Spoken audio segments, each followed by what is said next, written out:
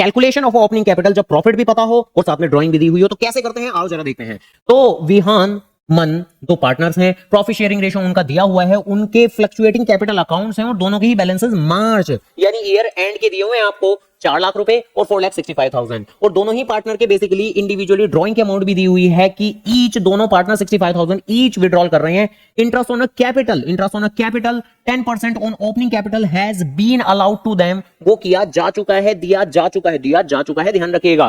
खैर वो निकालना क्या है, ओपनिंग कैपिटल ऑफ विहान निकालना है, तो सिर्फ विहान की ही कैलकुलेशन करेंगे। क्या क्वेश्चन में कोई खास बात? बिल्कुल खास बात, नॉर्मल क्वेश्चन बिल्कुल भी नहीं है। आओ जरा जी जरा देखिए। तो देखिए नॉर्मली हम लोग जानते हैं कि सबसे पहले जो भी हमारी क्लोजिंग कैपिटल होती है, जैसे कि विहान के केस में इन्होंने दी हुई है 4 लाख रुपए की, तो सबसे पहले हम वो 4 लाख रुपए की ओपनिंग कैपिटल 4 लाख रुपए की क्लोजिंग कैपिटल लिखते हैं। जो भी हमारी ड्राइंग होती है, जैसे कि 65,000 की ड्राइंग है, तो ऑब्वियसली उसको ऐड किया जाएगा।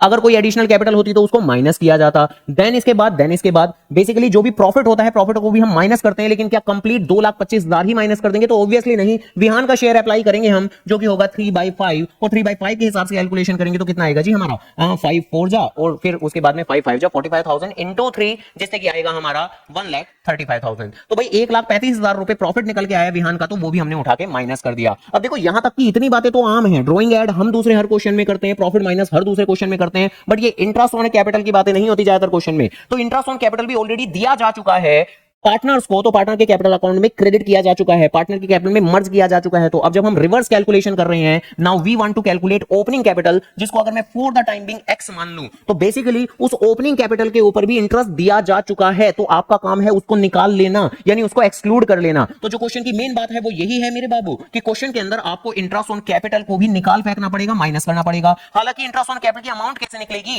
तो बहुत से बच्चे सोचते हैं कि कर देंगे हम, कोई दिक्कत की बात नहीं है, ये 10% हम इसी कैपिटल पे लगा देंगे, लेकिन जो इंटरेस्ट ऑन कैपिटल है वो तो ओपनिंग कैपिटल पे लगाया जाता है, क्लोजिंग पर नहीं। तो ये 10% बिल्कुल भी 4 लाख पे अप्लाई नहीं करना, बल्कि कहां अप्लाई करना, इस एक्स पे अप्लाई करना, जिसकी वैल्यू हमें नहीं पता।